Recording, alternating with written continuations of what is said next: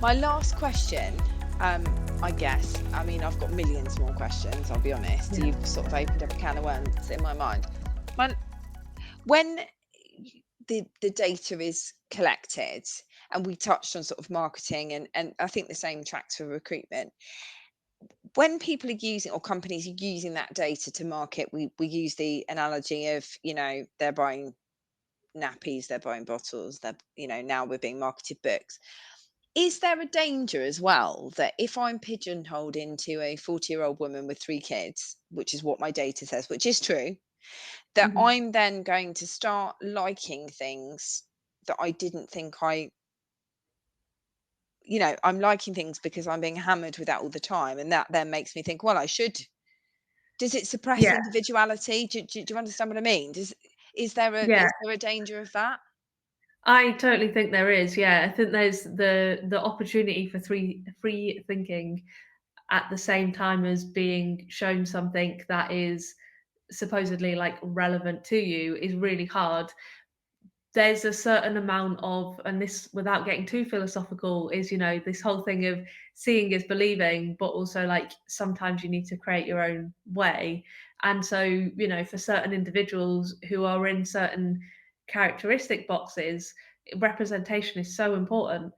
But also, that can also be incredibly important to challenge stereotypes, because if you just see a person who is always represented in a certain way, then you miss the nuances of, like, who is that as an individual? And that goes back to, like, from cave people days, is we need to understand what a threat is, because we need to have, like, this safety and survival instinct for ourselves.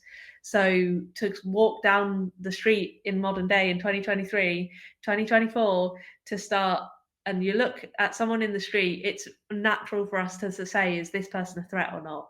So we make all of these stereotypes, all of these judgments, because, like, from a safety perspective. So it's no doubt, like, it's no surprise almost that we do this with our data, with the way that we hand things over, where we're trying to make sense and process so much information in a really quick way, because we want to survive, but we, like, have to move past that. And I still do it too, I still walk down the street and I'm just like, oh, is this fine? Should I move out the way? Because does that dog look like Yeah, it's I going to get cross in my the way? Or road. does this Yeah, yeah. person, yeah. But, like, actually just to stop and pause and be like, that person looks really angry, to be like, actually, maybe that person's having a really hard time. Like, I still, if someone's dropped something, can I pick it up, rather than being like, oh, that person's silly because it dropped this thing? It's all about reframing, and it is philosophical, actually. I can't say to not get philosophical, because it is. I think it is.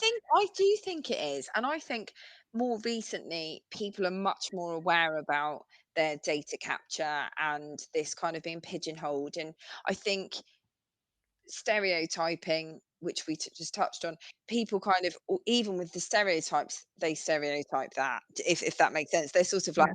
well, you're stereotyped if you're a woman, therefore you think of Barbie, or do you know what I Mhm. mean? But actually, even within that, just because I am a 40-year-old woman with 3 kids, who lives in a particular area or whatever, doesn't mean that I necessarily like certain things. And it's made me query and question things, particularly in the wider sense, since things like the without going into politics, I'm not going down that well, but for example, UKIP and stuff like that, it was proven that a lot of that was data driven to drive kind Mm. of content and marketing to influence people's particular decision. I mean, that makes me feel, and that's obviously an extreme example, but even with deciding if I want an iPad or a Samsung or any other brands available, but you know what I mean? It's even with that they would have pigeonholed me into that demographic, looking at the data and thought, yeah, she's at the time to buy that.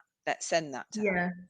And I think there is a certain amount of luxury and privilege in being able to have that choice, because some people, you need something, you don't have time to make another decision, because you've already made 15,000 by the time you get to 5 p.m. I just want the thing that someone has already told me that I need, because that's easier. Yeah. I think this is definitely a movement. It requires some change in thinking about how do we hand over our data in a way that we're, like, cared for a bit more, rather than just sold to. We will still buy stuff as individuals, but, like, from a position of, like, care and need, And rather also than just, like, knowledge, a mindless position of consumption. knowledge of not stereotyping yourself, I think. Oh my Yeah, Reema, yeah. I've it's been a delight to talk to you. I'm not even kidding. I feel like you've made me think about data, because data is not really something you think about. You obviously get annoyed if someone asks you a question or you're a bit gutted. Like, I recently moved up a box in the age category, Mm, um, and the first time I filled that out, I genuinely felt a bit heartbroken. Because the yeah. the age category gaps get bigger as they go up, don't they? Like, Mhm. in most of the surveys. So now I'm in sort of the up to 65 category or something, and I thought, Christ, like, how did that happen? A minute Yeah, I ago, mean, I was this in the 18 to 25 category. It felt like a minute ago, obviously it wasn't, but, yeah, yeah.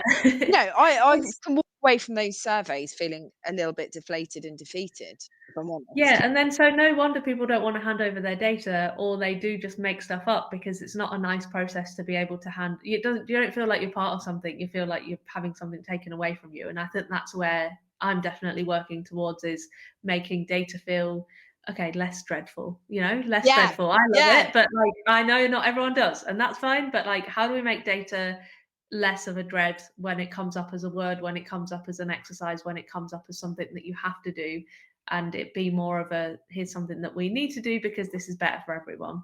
I don't think we're there yet. I hope that we get there. yeah, I hope so too. Well, thank you so much for today. I'm sure that we're going to want to come back to you with other questions. I know my colleague Rishi 100% wants to ask you more of the technical data stuff. I'm much more of the heart question, Yeah. which I thoroughly enjoyed. And you're definitely going to make me think about, data in a different way, and sort of my choices about that. So thank you for that. I'll also put links below so that you can obviously connect with Rima and you can have a look at her company in more detail and what she does.